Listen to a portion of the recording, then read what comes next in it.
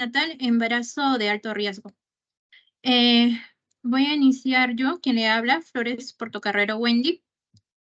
Y bueno, para dar hincapié sobre el control prenatal, es todo procedimiento y acción sistemático que se va a realizar en ciertos periodos, desde en el cual va a estar destinados a la prevención, al diagnóstico y al tratamiento de los factores que pueden condicionar o que pueden indicarnos a una morbilidad y mortalidad maternal perinatal. Por ende, va a tener ciertos objetivos específicos, ¿no? En los cuales va a garantizar el nacimiento de un recién nacido sano y minimizar los riesgos de muerte, tanto materno como del neonato, ¿no? Por ende, los objetivos van a ser estimar de forma temprana y precisa la edad gestacional. También va a ser identificar los embarazos que son de mayor riesgo de morbilidad y de mortalidad materna o fetal, evaluar el estado de salud materno y fetal y, ante todo, anticipar los problemas con la debida intervención posible, ¿no? Que esta va a ser una derivación ya a especialistas como al gineco-obstetra o al plan indicado como, en algunos casos puede ser derivados a los obstetricias, ¿no? En los cuales ya van a tratar de prevenir y minimizar morbilidades de ciertos caracteres específicos, ¿no? Otro de ellos va a ser la promoción de la salud, la educación y el apoyo y toma de decisiones compartidas. También va a ser el reconocimiento de impacto de los determinantes sociales y las estructuras de salud y las disparidades en la atención médica en el resultado de embarazo. Pero este control perimetral va a ser en un determinado tipo de frecuencia. ¿Qué quiere decir eso? Que va a ser en periodos de evaluación, en el cual va a ser de primera instancia el primer control perinatal, perdón, el primer control prenatal, en donde cual se realiza en el periodo de menor a 14 semanas.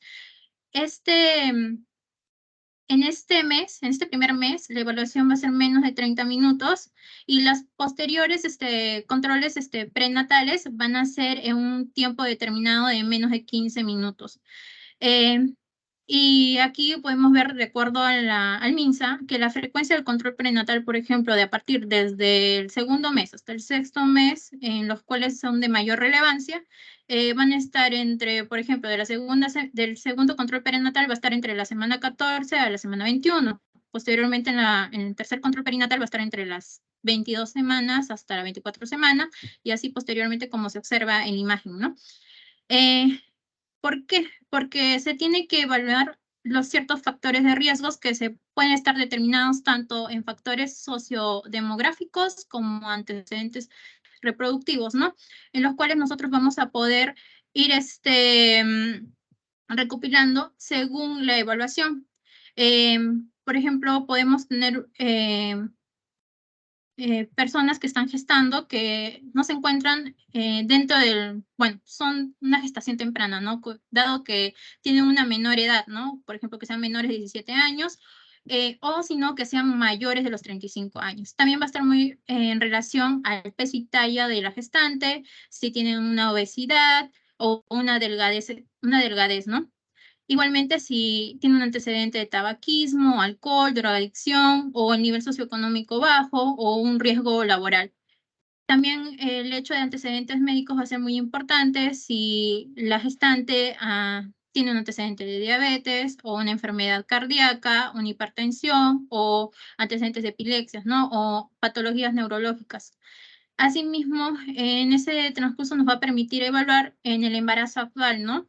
Dado de que estos factores antecedentes pueden repercutir, ¿no? A nivel del desarrollo del feto. Asimismo, también puede haber también antecedentes reproductivos en el caso de que la gestante anteriormente haya presentado una gestación y esta no haya concluido, ¿no? Y a lo cual puede ser, bueno, lo que nosotros conocemos como un aborto, o de repente esta gestante ha tenido más de un aborto, lo que sería un aborto a repetición.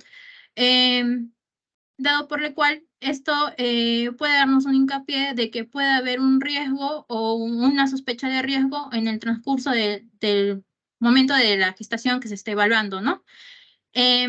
Asimismo, en bueno, el control perinatal se va a caracterizar según su tipo de evaluación, ¿no? Si de primera instancia tenemos la evaluación precoz, que es el primer control, en la que ya mencioné que se tiene que realizar, puede ser dentro de las 14 semanas establecidas o antes de las 12 semanas, ¿no?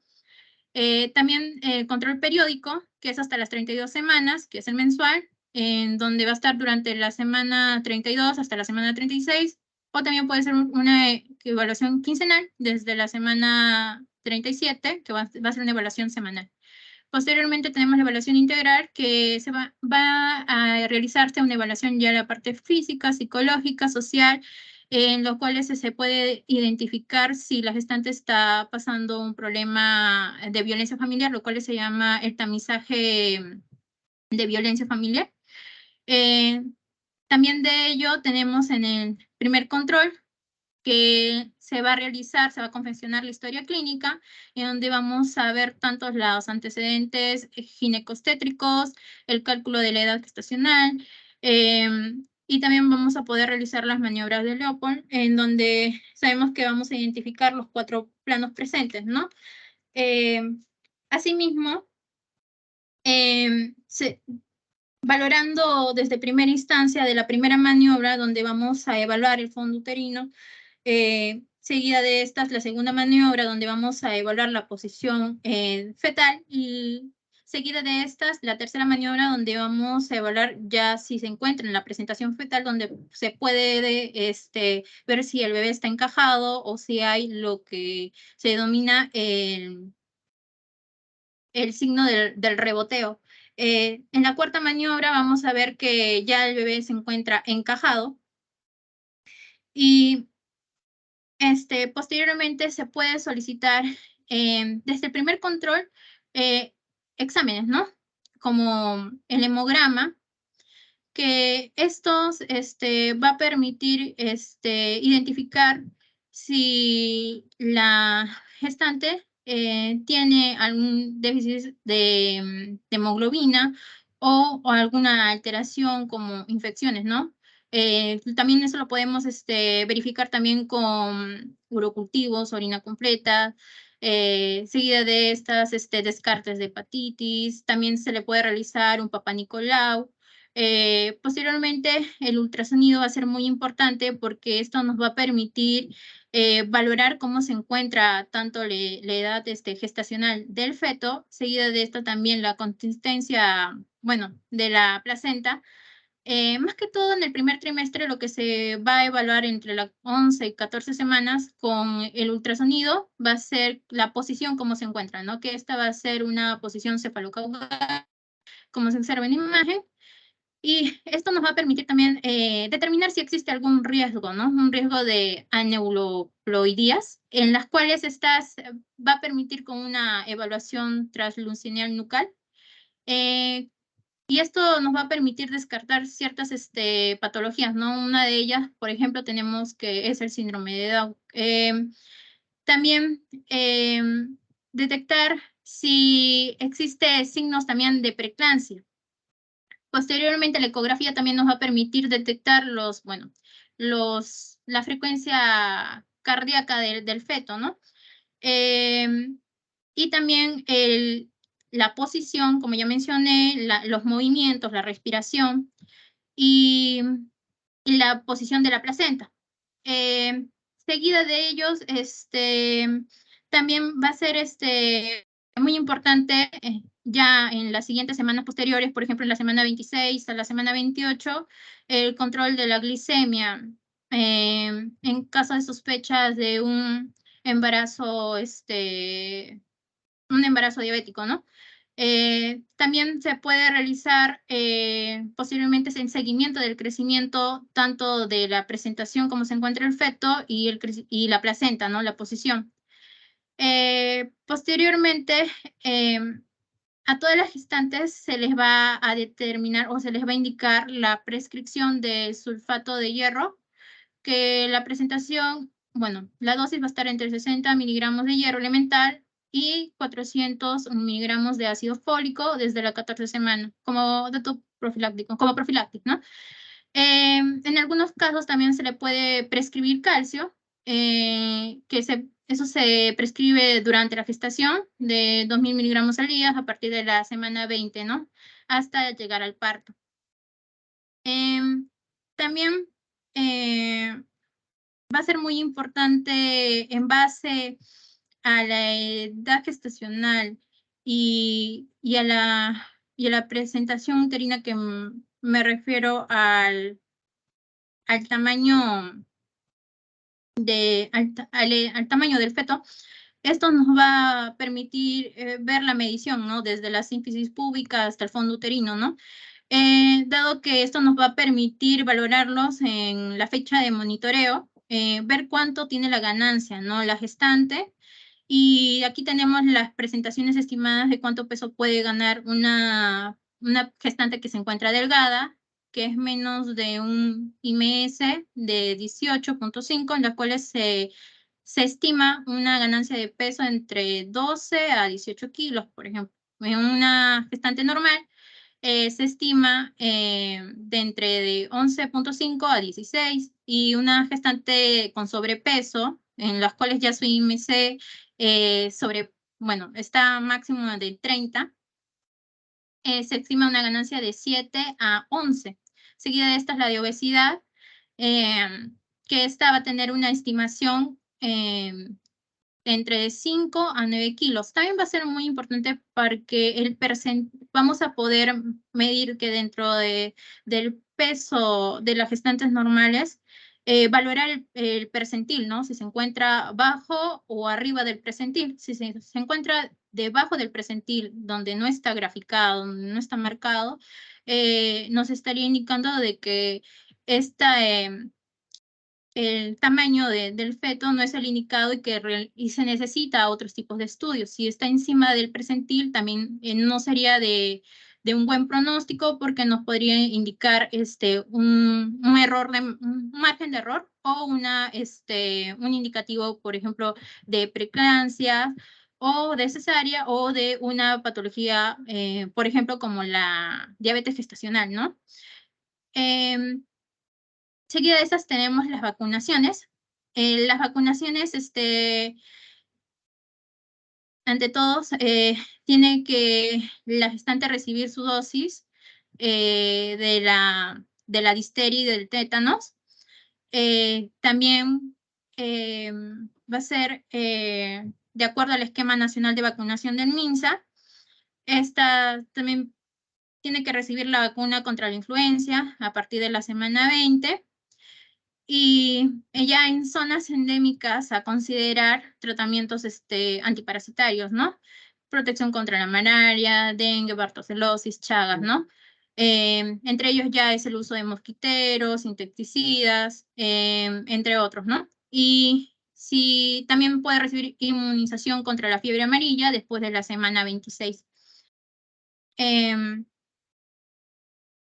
Y por último también, que el monitoreo ya son las atenciones posteriores después del primer control, en las cuales, como mencioné, tienen que durar no menos de 15 minutos, y en las cuales se tiene que evaluar de forma integral, ¿no? Interrogando si la paciente presenta síntomas o síntomas de alarma, ¿no? Como náuseas, vómitos, disuria, fiebre, sangrado, desmayo, hinchazón, edema a nivel de los pies. Bueno, ella lo va a describir como hinchazón, ¿no?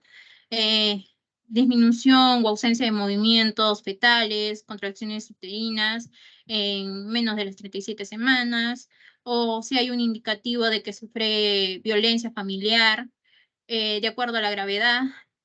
También si existe alguna complicaciones durante el embarazo, o ha sufrido algún accidente o traumatismo, ¿no? También aquí se va a hacer seguimiento a la curva de crecimiento de la altura uterina y la ganancia de ponderal materna, que ya lo expliqué. Y también, sobre todo, se va a dar más hincapié a los movimientos fetales, ¿no?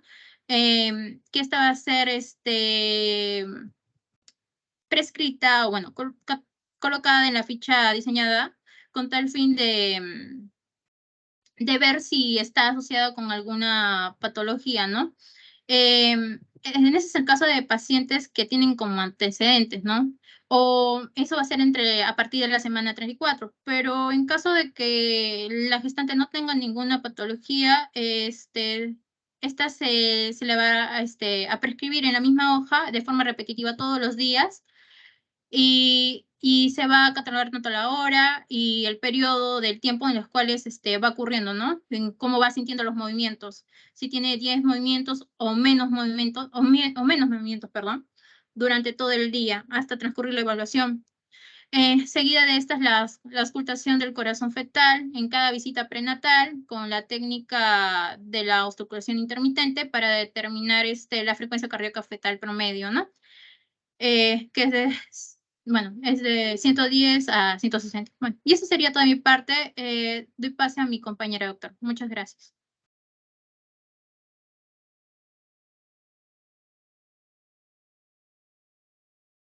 ¿Quién sigue, a ver?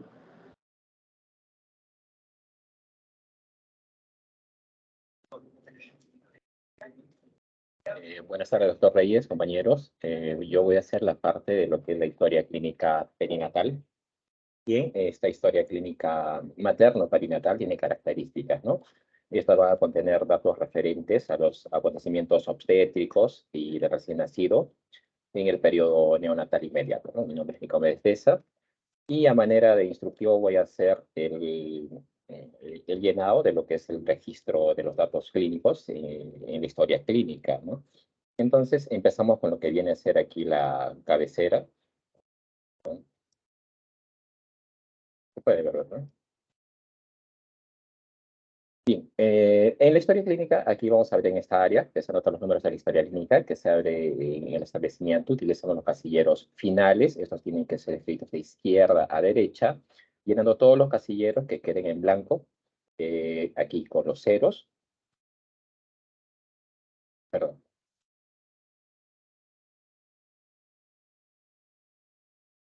Entonces es importante, ¿no?, que esta forma de anotación del número de la historia clínica sea estandarizada para que todos los miembros del equipo de salud estén familiarizados con esta, ¿no? Entonces, en los recuadros pintados aquí, como podemos ver, amarillo y rojo, también nos alerta, ¿no? El recuadro amarillo nos tiene una connotación de alerta y el recuadro rojo tiene una connotación de seguimiento continuo. Respecto a lo que viene a ser la sección de filiación y antecedentes, vamos a empezar, ¿no?, con los apellidos y nombres en este orden. Eh, de la gestante, ¿no? Luego podemos poner el establecimiento, escribir el nombre del establecimiento donde se vaya a estar atendiendo a la paciente, utilizando, enfatizando, ¿no?, si este va a ser un hospital, un centro de salud, un puesto de salud u otro, ¿no? Si hubiese una homonimia, también colocar el lugar de este establecimiento. Luego tenemos este ítem, que es el establecimiento de origen. Aquí, de alguna manera, se nota el nombre del establecimiento de donde procede la gestante, si es que ha sido transferida o realizó ahí los controles, ¿no? El número de DNI. Luego tenemos aquí el autogenerado. Aquí, de alguna manera, algunas historias clínicas también mencionan el número de seguro, ya sea en CIS o de salud o algún departamento militar o policial. También tenemos el ítem de la dirección, en donde se debe anotar con claridad el nombre de la calle, el número, domicilio de la residencia actual de la gestante. La localidad, se anota el nombre del barrio, urbanización, asentamiento humano, etcétera, donde resida la gestante, ¿no? De igual forma, con lo mismo con lo que es el departamento, provincia y distrito. Y aquí también tenemos luego el teléfono, muy importante, anotar el número telefónico si es posible o dónde se le puede ubicar a la gestante. Luego tenemos la ocupación. Aquí lo que se tiene que es detallar el tipo de ocupación de la gestante, la edad también, anotar la edad actual de la gestante en años cumplidos y marcar con un aspa en el cuadro correspondiente si esta gestante es menor a 15 años o mayor a 35. Respecto a los estudios, se debe marcar en el casillero correspondiente el nivel de estudios que ha alcanzado. Y aquí también esta historia nos menciona, ¿no?, los años aprobados. De igual forma, el estado civil se debe marcar el casillero correspondiente al estado civil actual de la gestante. Finalmente, en esta parte también nos da el nombre, el padre del recién nacido, ¿no? Se debe anotar de apellidos y nombres del futuro padre del recién nacido, en ese orden. Luego tenemos aquí los antecedentes obstétricos.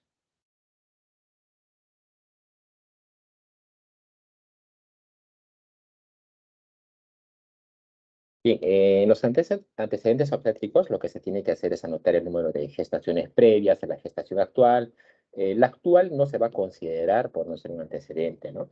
Anotar el número de abortos previos, el número de partos previos, y marcar, lógicamente, con un aspa el casillero correspondiente si es que el número de gestaciones previas es 0. Si es más de 3, o también ahí tenemos el ítem, ¿no?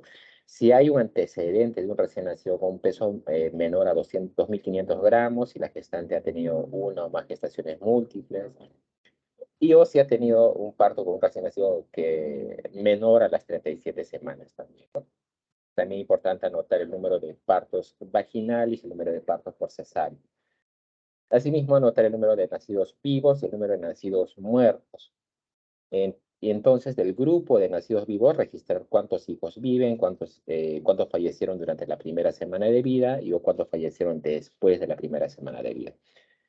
Si la gestante fue primigesta, llenar, como menciona aquí, ¿no? Todos los casilleros con 0 y marcar con un aspa el casillero que menciona de 0 o más 3. Luego tenemos el fin de la gestación anterior. En esta parte se debe señalar que los datos se debe mencionar los datos del último parto o aborto de la gestante, no el actual. En la parte de la terminación que lo menciona aquí, es importante anotar la fecha del término del último parto o aborto. Es importante considerar el formato año, mes y día. Entonces, de igual forma, se marca con un aspa el correspondiente también, ¿no? El correspondiente diagnóstico de la terminación de la gestación anterior. En el caso del no aplica, se va a marcar cuando la gestante es primigesta o no habiendo un antecedente de gestación previa. Ahora, si fue un aborto, el tipo de aborto va a estar, vamos a ver, ¿no? Si la gestación anterior culminó un aborto, se debe marcar con un aspa el diagnóstico del tipo de aborto. Y el no aplica se marcará cuando la gestante, como mencionaba también en este ítem también, es primigesta o no existen antecedentes de gestación previa. Ahora, el recién nacido con mayor peso también, ¿no? Es importante anotar el peso en gramos del recién nacido que haya tenido el mayor peso al nacer. Ahora, en este ítem de captada, lo que se hace aquí es marcar también con un aspa el casillero sí, si es que la gestante acude al control prenatal, producto de una intervención directa, que esta puede ser realizada a nivel también comunitario, el personal de salud, ¿no? O sea, estos vienen a ser las visitas domiciliarias, las charlas, etcétera, ¿no? Si la gestante acude por otra razón en la que no existe una intervención del personal de salud, se va a marcar no. Ahora, en lo que corresponde a referida por un agente comunitario, se va a marcar este casillero de sí si la gestante acude al control prenatal o a la atención al parto, es remitida o transportada por un agente comunitario, ¿no? Y no se marcará también, ¿no? En los antecedentes familiares es importante marcar estos casilleros correspondiente a la presencia de alguno de los antecedentes descritos, ¿no? Pueden ser de uno o más familiares cercanos a las gestantes e inclusive su pareja. En los antecedentes personales también se debe marcar con un aspa los casilleros correspondientes a la presencia de alguno de estos antecedentes descritos, ¿no? Ya sea, pueden ser uno o más en la gestante, ¿no? En la sección de datos basales del embarazo actual, respecto al peso y talla, se debe anotar en kilogramos el peso de la gestante que tenía antes de iniciar la gestación actual. De preferencia, los últimos 3 meses previos a la gestación. Este dato va a ser muy importante porque en base a este se va a poder evaluar el incremento del peso materno, ¿no? La talla se va a anotar de la manera en centímetros, el cual debe ser medida por el personal de salud en los controles prenatales que vaya a tener. Luego tenemos las inmunizaciones, la antitetánica, la vacuna antitetánica, ¿no? Entonces vamos a ponerla aquí en número de dosis previa, es anotar el número de vacunas antitetánicas que la gestante haya recibido previamente durante los últimos 10 años. Las dosis también es importante anotar el mes de la gestación en la cual se está colocando la primera y la segunda dosis de la vacuna antitetánica en la gestación actual. El grupo sanguíneo también, ¿no? Marcar con grupo las casillas correspondientes, correspondientes al grupo sanguíneo y también al factor RH. Si es que el factor RH es negativo, es importante señalar a la gestante si está sensibilizada, ¿no? Para ello ya conocemos que existen los test de Coombs, por ejemplo, ¿no? Si fuese el caso. En el área de fuma, también anotar el número de cigarrillos promedio que la gestante fuma por día, o si no fumas, se le anota como un 0. La fecha de última menstruación, ¿no? Si es conocida, se marca con el aspa sí, o si no lo es también, ¿no?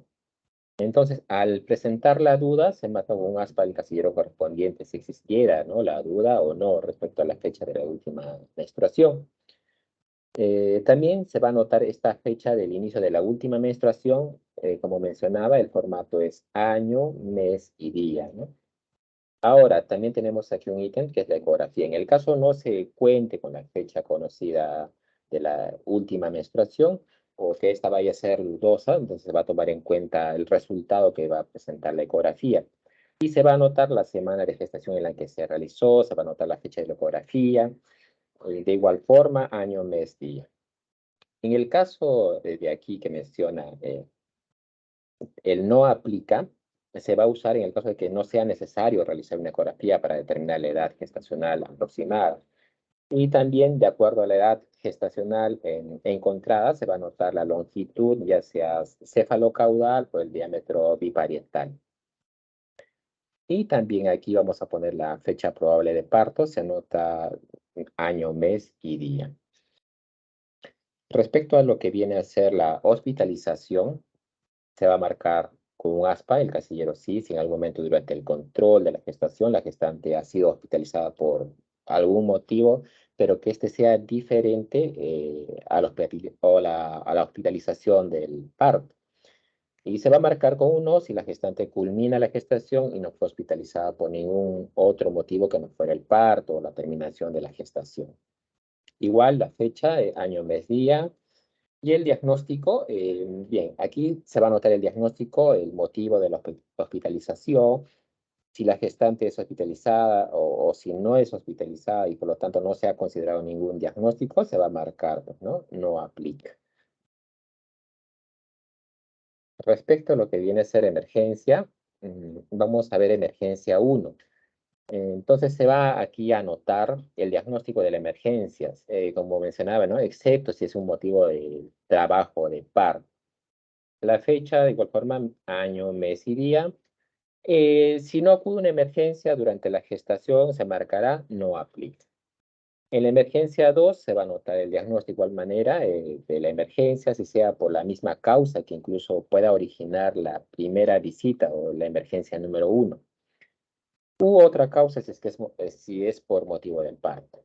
La fecha del mismo formato y si no acude, no aplica también, ¿no? Respecto a la serología luética, se va a marcar con un aspa el resultado correspondiente, ya sea la prueba de BDRL o el RPR, esta sea positivo o negativo, tanto la primera muestra como en la segunda muestra, ¿no? Entonces, lo que se recomienda es que en el primer despistaje se realice antes de las 20 semanas para que el segundo despistaje pueda hacerse en el tercer trimestre. En el caso que la prueba no se realice, se va a marcar no se hizo, ¿no? Ahora pasamos con la hemoglobina. Aquí lo que se va a notar es la cifra en gramos por ciento, ¿no?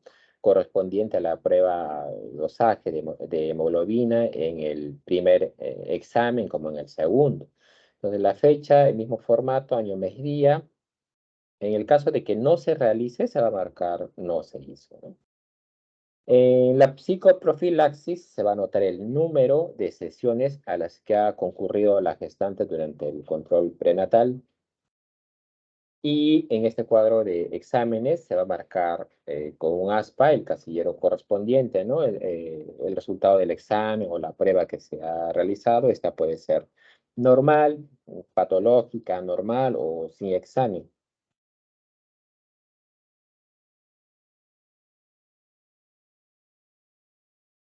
Bueno, y aquí tenemos la sección de controles prenatales.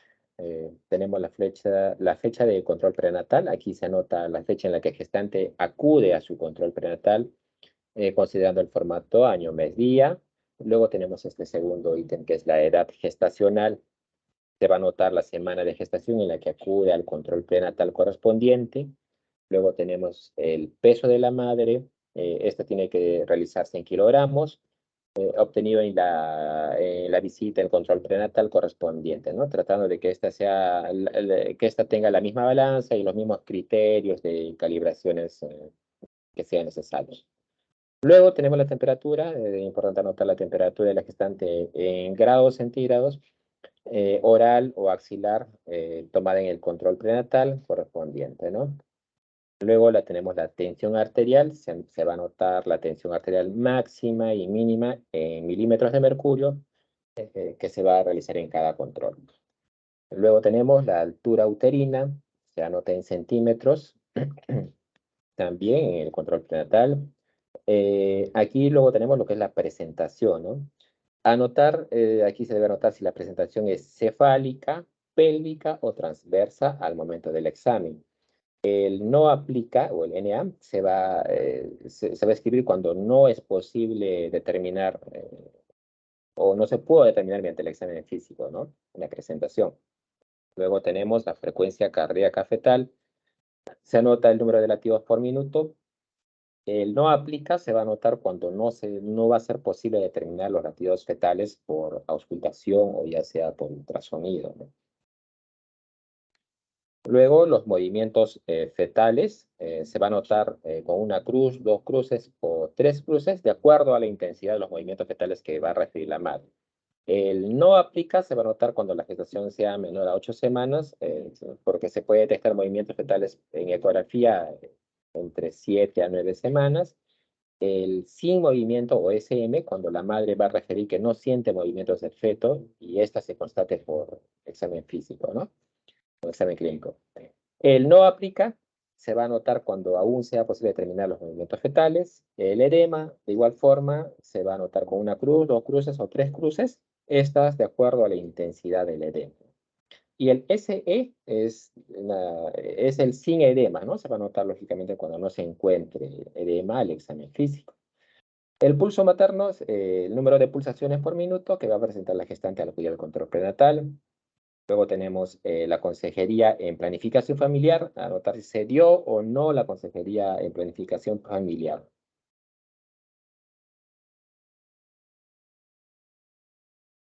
Luego tenemos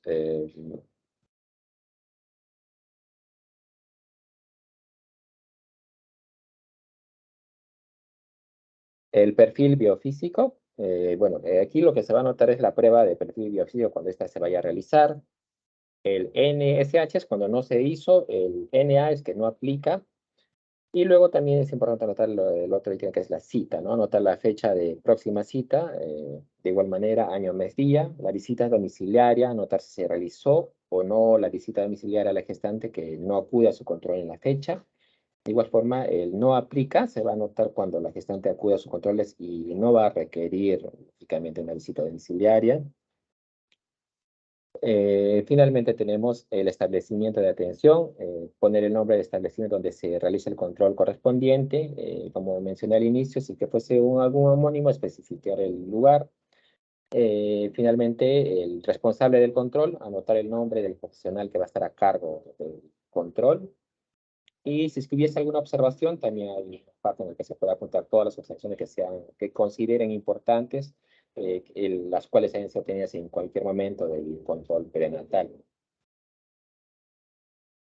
Y luego tenemos lo que son las patologías maternas. Aquí lo que se debe anotar son las patologías que se van a diagnosticar en cualquier momento y durante el proceso de control prenatal del parto y del puerperio hasta los 42 días. De igual forma, esta se va a dar de año, mes, día, ¿no? Si es que la patología que se ha detectado no figura en el listado, digamos, que tiene ahí en esta historia clínica, se puede recurrir a lo que es los códigos de la CIE 10, en este caso, que no mencioné en este formato, para agregarlas, ¿no? En la sección parto y aborto, vamos a ver, ¿no? El estado de la historia clínica. En esa historia clínica materno-perinatal se va a marcar con un aspas el momento del periodo gestacional en que se encuentra la paciente en el servicio, ¿no? Ya sea en control prenatal, en aborto o en parto. El producto de la concepción se va a poner de igual forma un aspa en el casillero que corresponda, si es a hijo único, si la gestante está en control prenatal o si se produjo un parto único. Bueno, también se va a marcar si es un embarazo múltiple, indicando el orden del nacimiento, ¿no? Si nace más de un recién nacido, ¿no? Y igual forma, ¿no? Se va a poner un aspa en el casillero de aborto si la gestante culminó en un aborto, ¿no? Finalmente, termino con lo que viene a ser el ingreso. En la fecha y hora es muy importante anotar el formato año, mes, día. La temperatura se va a poner el casillero que corresponde a la temperatura oral o axilar, como mencionaba, que la gestante va a presentar a la hora del ingreso. La edad gestacional se va a anotar la edad gestacional en semanas cumplidas de acuerdo a la fecha de la última menstruación o la que haya sido determinada mediante ecografía. La presentación se va a marcar con un aspa, ¿no? El casillero que corresponda a la presentación fetal al momento del ingreso, el tamaño fetal acorde, también aquí no se va a marcar con un aspa el casillero que corresponde, si la altura uterina, si esta altura uterina determinada por examen clínico al momento del ingreso, corresponde o no con la altura uterina calculada por la fecha de última menstruación.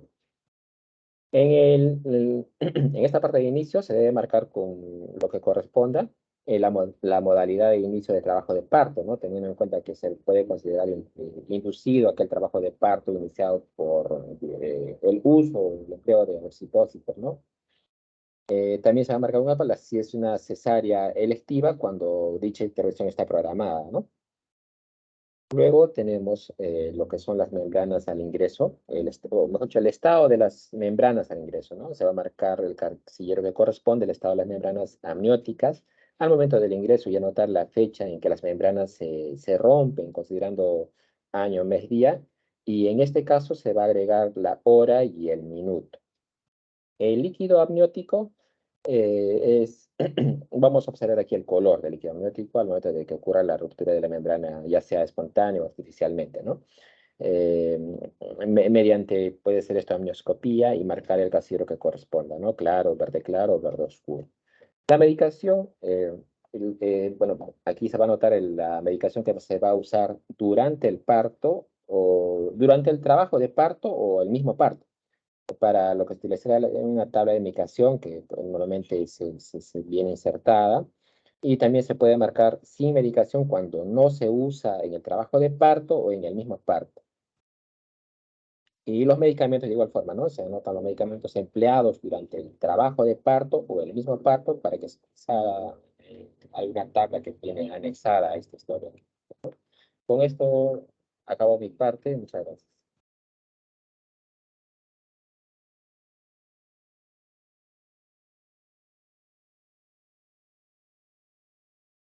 Bien, continuando con la última parte de la historia clínica perinatal, eh, ya, ya que, bueno, tenemos en cuenta que esto es un instrumento médico legal y que nos va a permitir registrar los datos obtenidos de la gestante y del recién nacido. En cuanto a la continuación, tenemos a lo que es la terminación, que acá es muy importante registrar la fecha, el año, el día, el mes y el año, y al igual que las horas y el minuto. Y siempre tomando en consideración que los colores, ¿no? La coloración amarillo que tenemos en esta historia clínica perinatal va a significar el seguimiento continuo y el rojo va a ser el significado de alerta, ¿no? Aquí vamos a tener que, en cuanto a terminación, si esta se va a dar de una manera espontánea, por cesárea o vacuum, que estas se tienen que marcar, ¿no? Se tienen que marcar según lo que haya sucedido en la paciente, al igual que la duración, ¿no? Si la duración ha sido normal, prolongado, precipitado o no aplica. Si es prolongado o precipitado, se va a realizar un seguimiento continuo. Si existe una muerte intrauterina, si no hubo o si hubo durante el embarazo, durante el parto o un momento desconocido. También es muy importante tener en cuenta la indicación principal del parto operatorio o por inducción, que si esto se realizó, se tiene que anotar la causa principal por la cual se realiza la cesárea o la inducción del parto, ¿no? Si se realizó, también se detalla si se realizó o no una episiotomía, al igual que desgarros, si no hubo, no aplica, o qué estadios de desgarro se encuentran, ¿no? Si estamos frente a un desgarro 1 o 2, un seguimiento continuo. Si es 3 o 4, ya es un sinónimo de alerta. También es muy importante eh, tener en cuenta que en cuanto a un desgarro cervical se va a anotar directamente en patologías maternas. Si en cuanto al alumbramiento, vamos a tener que aquí se tiene que marcar, o se tiene que tener en cuenta, se tiene que marcar si ha sido de manera manual o espontánea, al igual que a la placenta, si se expulsó de manera completa o no. En cuanto a la atención, bueno, acá vamos a tener la atención que si se ha realizado por niveles, ¿no? Si es a nivel primario, secundario, terciario, o si se ha realizado en el domicilio o de otra manera, ¿no? Y también si ha sido realizado por un médico especialista, un obstetriz, un interno, una enfermera o auxiliar enfermería. Si es estudiante o si ha sido realizado de manera empírica o partera o un familiar o otra persona, ya se debe realizar o se tiene que tomar en cuenta un seguimiento continuo, ¿no? Esto sí ha sido un parto o un legrado, al igual que en el neonato. Por lo cual también es muy importante tener en cuenta o anotar el nombre de la persona que atendió el parto y de la persona que atendió al recién nacido, al igual que se pone lo que es el número de historia clínica en el recién nacido y el nombre del recién nacido.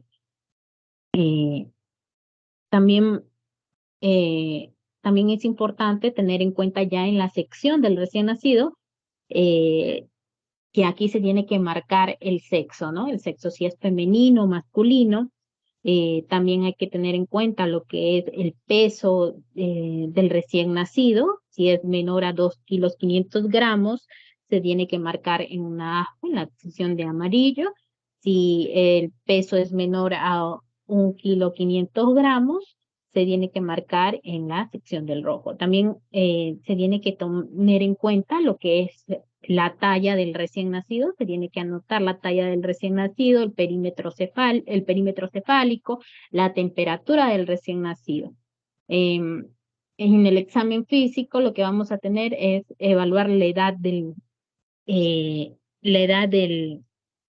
gestacional, y aquí se tiene que realizar un examen físico que esto lo va a realizar la persona que atendió el parto, y acá se va a tener en cuenta o se debe realizar según el test de Kapur, que bueno, este es un test que se tiene que tomar en cuenta el criterio, la forma de la oreja, el tamaño de la glándula mamaria, la forma del pezón, la textura de la piel, los pliegues plantares del recién nacido.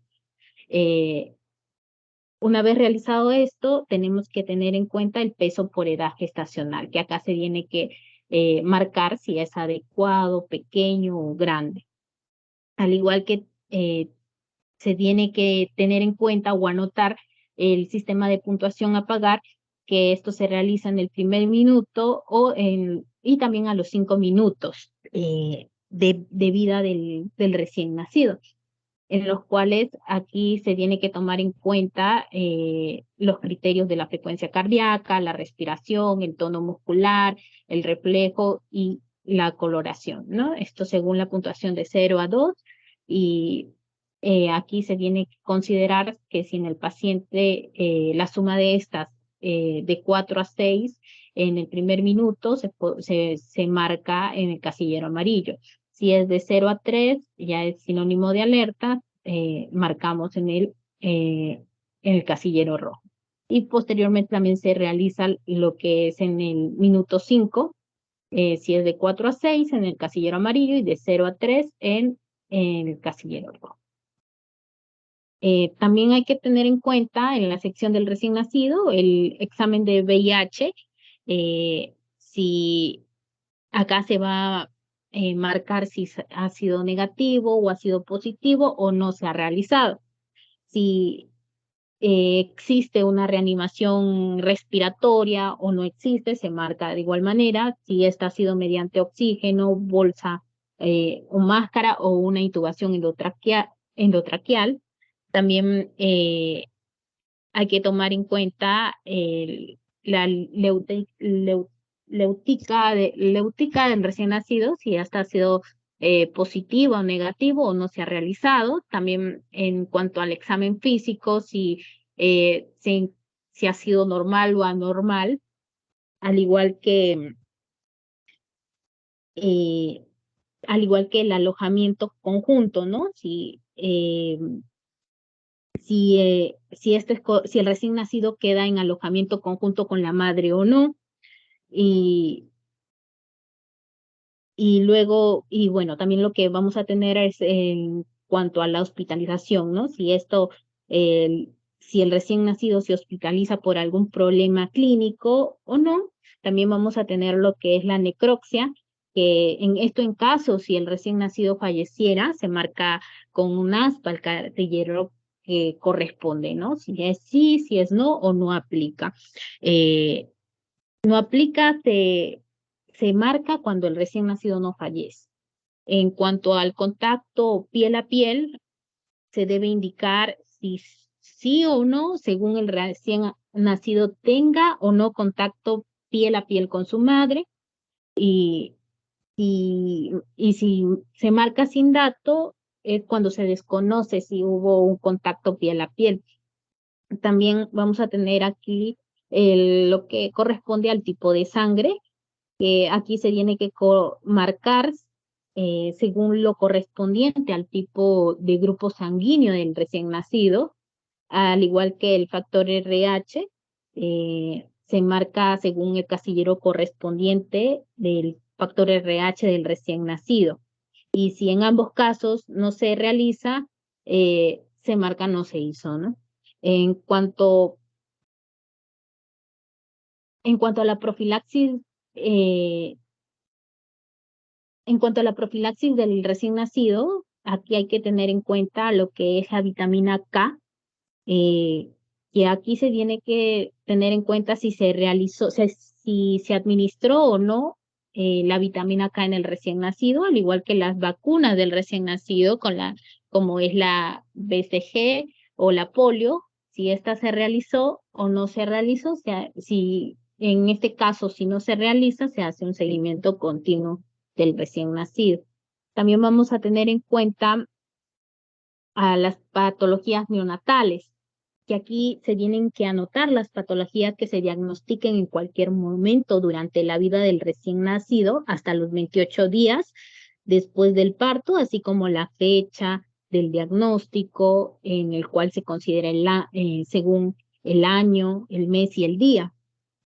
Y aquí se tiene que tener en cuenta la clasificación internacional de enfermedades 10, de la CIE 10, que esto en la historia clínica nos presentan, ¿no? Como la revisión de códigos que corresponden a la clasificación internacional de las enfermedades que puede tener el recién nacido, ¿no? De esta manera lo registramos y ya en la sección del puerperio, aquí se van a anotar lo que son las horas o días posparto o posaborto, la temperatura en grados centígrados, el pulso en latidos por minuto, la presión arterial en milímetros de mercurio, la evolución de la involución uterina, las características de los lóqueos, si estos son lóqueos rojos, o cruentos, lóqueos cerosos o lóqueos blancos. Y también al igual que el estado de la herida operatoria, y ya sea abdominal o, es decir, por cesárea o perineal, realizado por episiotomía o desgarro en cada control. En cuanto a las observaciones, acá se va a notar si ha habido algún proceso de importancia durante el control del puerperio. Y ya en la última sección lo que vamos a tener es la sección de egresos y reingresos, que básicamente acá en cuanto al egreso del recién nacido se tiene que tener en cuenta o se debe considerar lo que es la fecha y las horas, y aquí se tiene que considerar si el paciente egresado ha sido sano, con patologías, o ha sido trasladado o ha fallecido. En los casos de el diagnóstico por fallecimiento, de fallecimiento, se debe consignar lo que es la causa básica, y no aplica es cuando el recién nacido no fallece. Si el diagnóstico ha sido un diagnóstico de traslado, aquí en el caso de que el recién nacido fuera trasladado de otro establecimiento, se consignará lo que es el diagnóstico que motiva el traslado. Y bueno, no aplica si el recién nacido no ha sido trasladado. De igual forma, en cuanto al establecimiento de traslado. Aquí, en cuanto al establecimiento de traslado, se va a anotar el nombre del establecimiento a donde se envía al recién nacido. Y en cuanto al alimento, se debe registrar o se debe marcar en el casillero el tipo de alimentación, es decir, si ha sido mediante pecho solo, pecho o artificial, o ha sido artificial solo, o no aplica si, bueno, no, si el paciente no se desconoce, ¿no? Y en cuanto al peso, el peso, acá se tiene que anotar el peso en gramos del recién nacido, esto al momento del egreso. Y ya en cuanto al reingreso del recién nacido, se tiene que considerar el reingreso a los recién nacidos que son hospitalizados después que han sido dados de alta.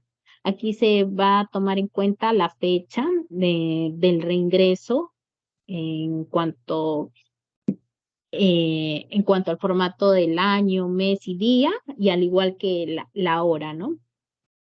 También vamos a tener en cuenta si, bueno, ¿no? Se marca con un aspa si ha habido un reingreso en el casillero o no.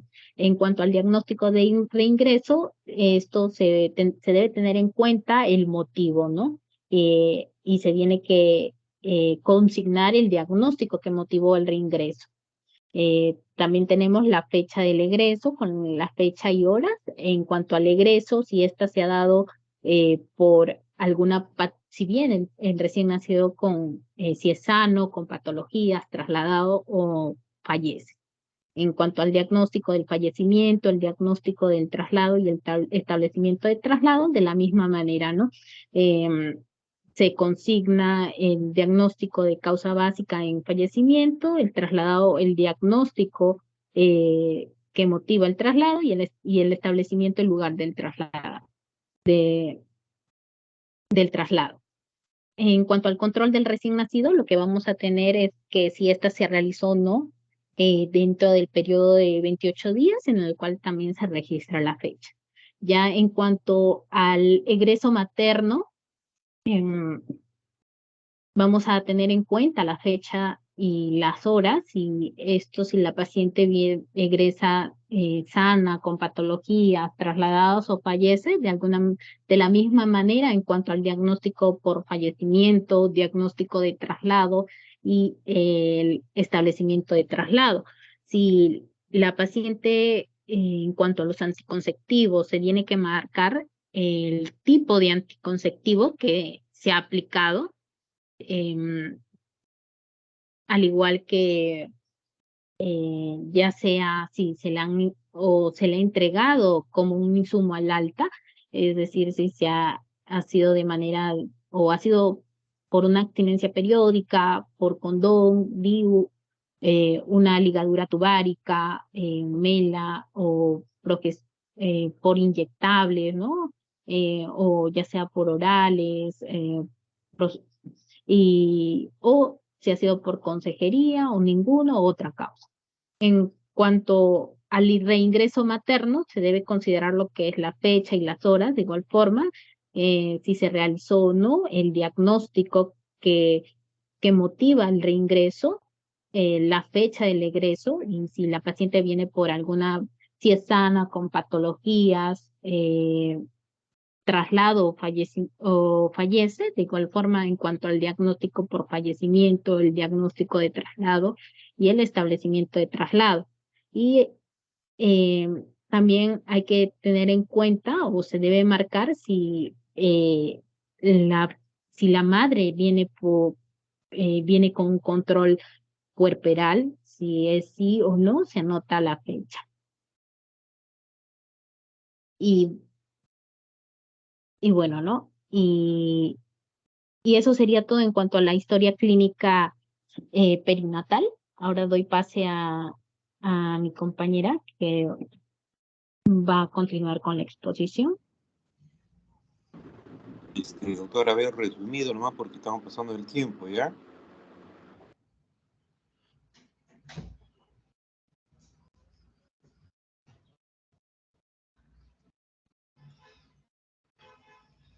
Sí, doctor, buenas tardes. Vamos a continuar con la exposición.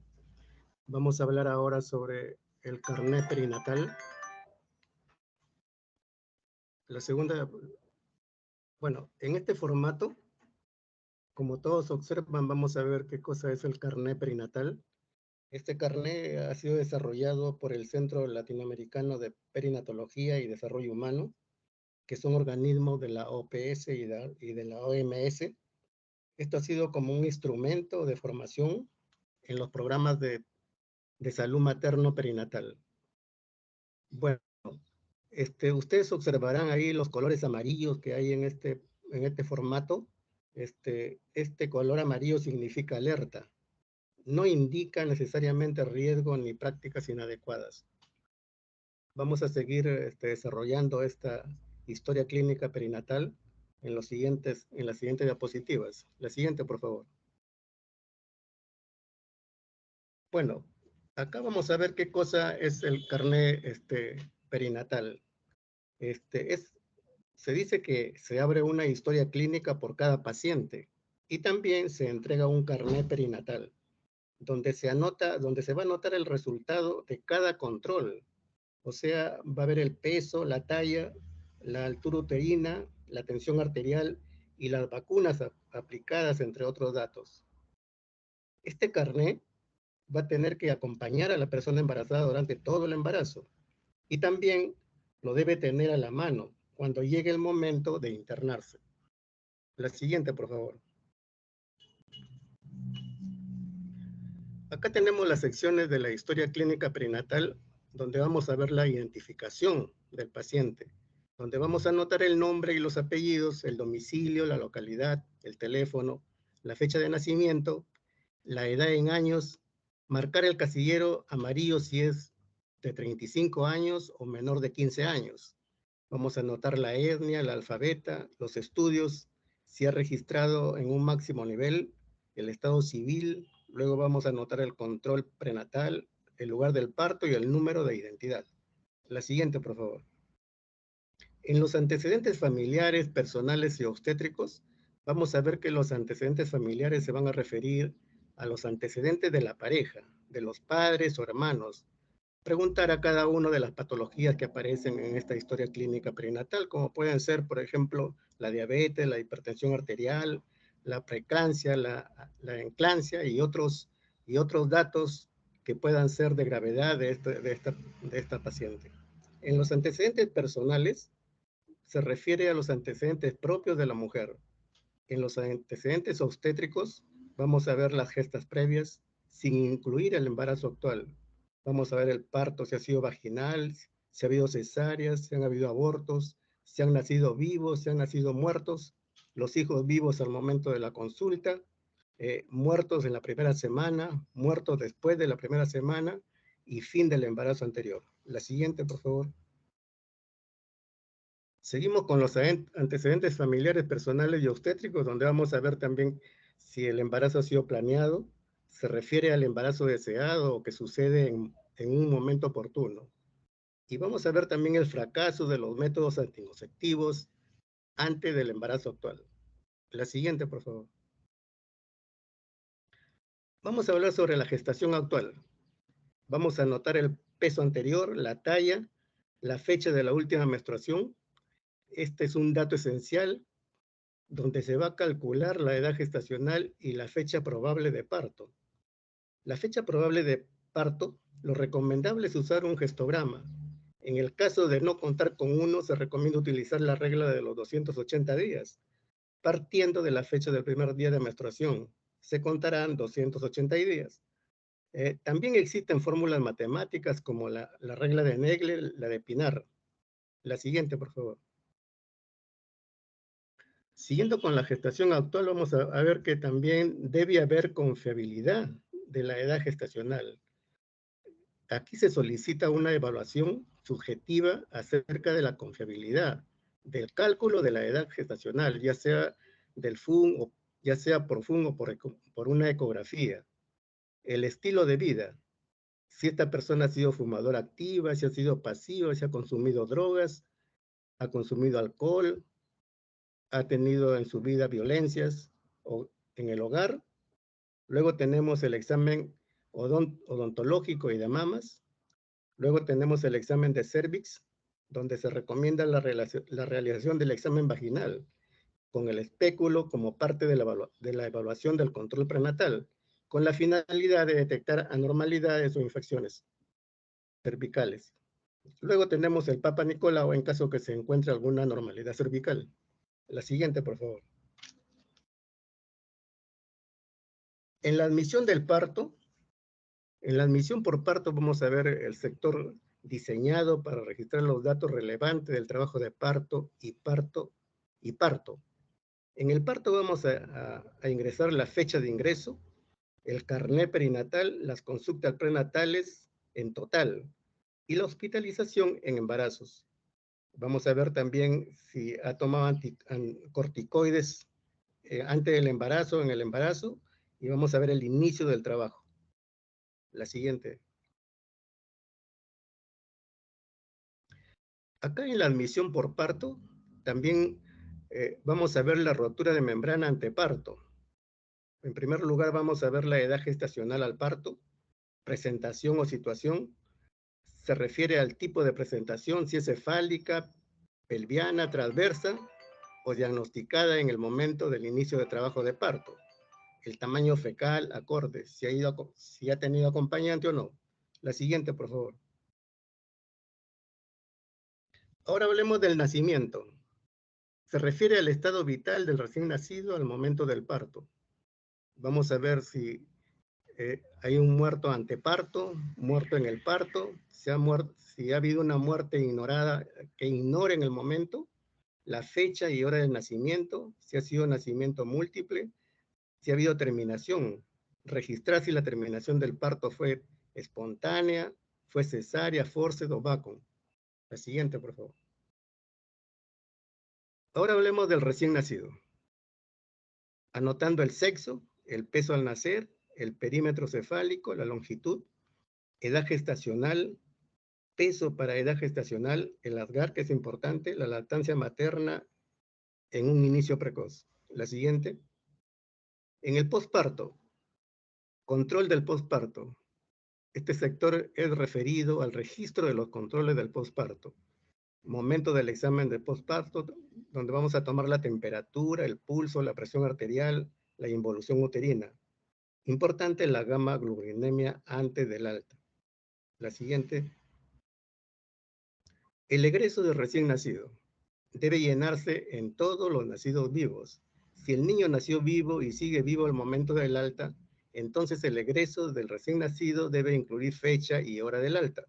Si nació vivo, pero por alguna complicación requiere ser trasladado a otro establecimiento, entonces debe incluir la fecha y la hora de la transferencia. Si el niño nace vivo y muere, el egreso del recién nacido debe incluir la fecha y la hora del fallecimiento y el alimento de alta al final. La siguiente, por favor. El área de morbilidad materna. Esta área va a constar de 6 secciones, donde tenemos los trastornos hipertensivos, las infecciones, las hemorragias, los trastornos metabólicos, otros trastornos y las complicaciones obstétricas. Eso sería todo, doctor. La siguiente, mi compañera. Gracias.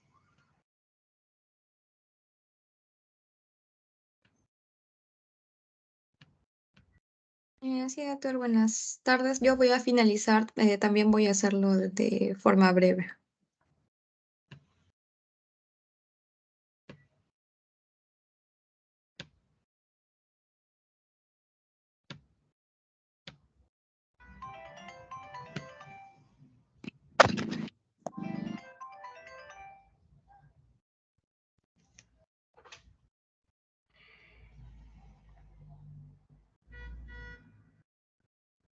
Bueno, con ya la última parte que corresponde a embarazo de alto riesgo.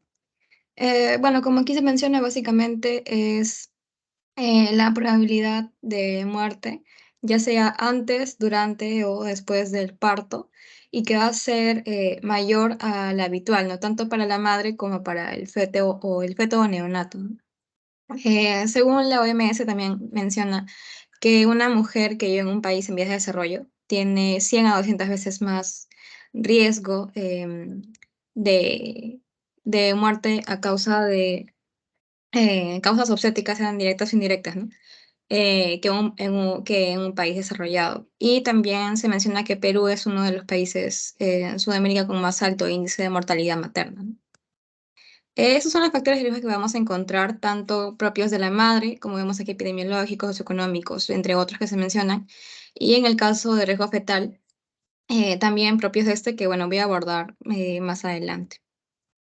Entre los factores de riesgo materno, entre los sociodemográficos, podemos ver, por ejemplo, en cuanto a la edad materna, cuando es menor o igual a 18 años, o también se considera en general de 15 a 19 años, que corresponde a etapa adolescente, como se define, un embarazo temprano, que también supone riesgo potencial para la salud materno-fetal, ya que va a asociarse a ciertas patologías que puede adquirir la madre durante la gestación, ¿no? Entre ellas, por ejemplo, los trastornos hipertensivos del embarazo, también amenaza de parto pretérmino, parto prematuro, también el retardo de crecimiento intrauterino, el RCIU, bajo peso al nacer, ¿no? Entre otros factores. Y lo mismo sucede en el caso de una edad, de la edad materna mayor o igual a 35 años, que corresponde, o como se define, añosa, un embarazo en una mujer de edad avanzada, los cuales también vamos a ver que hay ciertos riesgos significativos, entre ellos también, por ejemplo, se encuentra el riesgo de diabetes gestacional o también de crecimiento fetal, o también puede asociarse a, a malformaciones congénitas, ¿no? Entre otros. También el caso de la obesidad, que también puede relacionarse a diabetes gestacional, ¿no? En cuanto a tabaquismo, alcoholismo y entre otros tóxicos, también pueden asociarse en cuanto a desprendimiento de placenta, placenta previa, embarazo ectópico, entre otros, ¿no? Y específicamente en cuanto a la nicotina del humo de tabaco, también se relaciona con interferencia en el suministro de oxígeno al feto, ¿no? Ya que este va a cruzar fácilmente la placenta, ¿no? Y se concentra en sangre fetal. También vamos a ver antecedentes reproductivos, que también mencionaba mi compañera al inicio, ¿no? Como abortos a repetición, antecedentes de partos prematuros, entre otros, que también van a implicar riesgo para la mortalidad materna, ¿no? Y también los médicos como la hipertensión arterial, la diabetes, ¿no? Entre otras patologías. Y también factores de riesgo del embarazo actual, ¿no? Entre estos también se menciona la falta o pocos controles prenatales, ya que como se mencionó al inicio, el control prenatal va a servirnos también para estimar si este embarazo va a ser un embarazo de alto riesgo que conlleva riesgo, ¿no? Como aquí se menciona, el 75% de las muertes neonatales se podrían evitar si es que las mujeres recibieran atención oportuna durante el embarazo, el parto o el posparto, ¿no? Aquí, por ejemplo, se menciona tanto el control previo a la concepción como también el control prenatal, ¿no? En cuanto al previo a la concepción, también se ha abordado un poco al inicio, en el que nos mencionan exámenes laboratoriales como son de hematocrito, urocultivo, entre otros, como también mencionaban el consumo de ácido fólico, ¿no? Que este inicia o puede iniciar incluso antes de la concepción, ¿no? Y también en cuanto a las inmunizaciones, como contra la rubiola, varicela, hepatitis B, o entre otros, ¿no? Y el control prenatal, que es básicamente las acciones que se van a tomar con el fin de justamente vigilar la evolución del embarazo, ¿no? Detectar si hay riesgos, detectarlos de forma temprana, poder prevenir complicaciones, ¿no? Y en general también preparar a la mujer para el parto. Estos controles, como se mencionaba, deben ser regulares. em, y puede identificar, ¿no? Si esta paciente tiene mayor riesgo obstétrico y perinatal también, ¿no? También algo respecto a los controles prenatales es que estos deben iniciarlo más pronto a la detección del embarazo, ¿no? Y bueno, en estas figuras se muestran básicamente asociaciones que vamos a encontrar entre algunos factores de riesgo que he ido mencionando con el aumento de la mortalidad materno-perinatal, ¿no?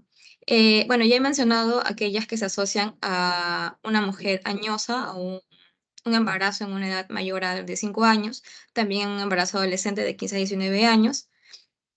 Y también podemos encontrar otros factores como la nuliparidad, que en este caso estas mujeres han tenido un parto previo, que puede asociarse a riesgo de preeclampsia o eclampsia, ¿no? Del mismo modo, el extremo contrario, que es la multiparidad, cuando han habido 5 o más partos previos, en los cuales también podemos encontrar otros riesgos como inserción anormal baja de la placenta o también hemorragia postparto, ¿no? Y en esta parte final también cuando estos embarazos tienen periodos cortos, ¿no? Intervalos entre ellos cortos, como menor de 6 meses, que pueden hacerse las que figuran aquí, como bajo peso al nacer, parto prematuro, también está la muerte fetal, ¿no? Y entre otros que van a suponer riesgo tanto como para la madre como para el feto o el neonato, ¿no? En el caso de riesgo fetal, podemos encontrar, por ejemplo, anomalías en la formación de la placenta, también patologías de crecimiento, en cuanto a patologías de líquido amniótico como polihidramnios o oligohidramnios. También malformación como anencefalia o agenesia renal. Y por último, marcadores fetales de aneuploidía o alteraciones del número de cromosomas, ¿no? En cuanto a patologías o alteraciones cromosómicas, ¿no? Como son la translucencia nucal aumentada. Y bueno, en estas tablas se puede observar las causas de muerte más frecuentes en el año 2021 en el Perú, por ejemplo, las causas directas que tienen que ver, em, bueno, la muerte materna directa, ¿no? Que es directamente por causas obstétricas que van a resultar en complicaciones obstétricas del embarazo, ¿no? Ya sea en el embarazo, en el parto o en el puerperio, ¿no? En primer lugar, encontramos la hemorragia obstétrica, seguida también de trastornos hipertensivos, y también podemos encontrar abortos o complicaciones como infecciones obstétricas o sepsis, ¿no? Eso es en el caso de las causas directas en cuanto a la madre. Y en cuanto al feto, en primer lugar podemos ver Bueno, primero se menciona una muerte fetal de causa no especificada, pero la siguiente, por ejemplo, nos menciona hipoxia intrauterina, también el feto afectado por condiciones de la madre no relacionadas con el embarazo presente, malformaciones congénitas, deformidades, anomalias cromosómicas y entre otras, ¿no? Y por último, en cuanto a las medidas preventivas, según los tres niveles de prevención, ¿no? La primaria, secundaria y terciaria, en el caso de la primaria, que engloba la promoción y protección a la salud, aquí podemos encontrar la atención preconcepcional, que el objetivo es básicamente promover la salud de la mujer y la de su descendencia, ¿no? Que, como se mencionaba, deben ser citas de forma regular, deben ser parte de la asistencia prenatal, donde podamos identificar patologías maternas, ¿no? También en la prevención secundaria, que es el diagnóstico y tratamiento precoz de las patologías previas. Y por último, la prevención terciaria, que es insertar embarazadas de alto riesgo a un nivel de vida adecuado para conservación de la salud. Y eso sería todo con respecto al seminario.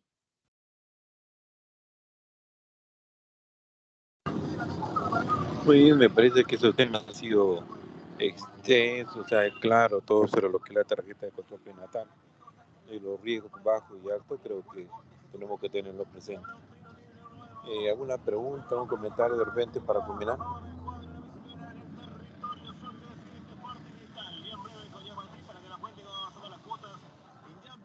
Bueno, entonces no hay comentarios. Damos por finalizado este seminario, doctores. Buenas tardes. Sí, doctor, muchas gracias. Buenas tardes.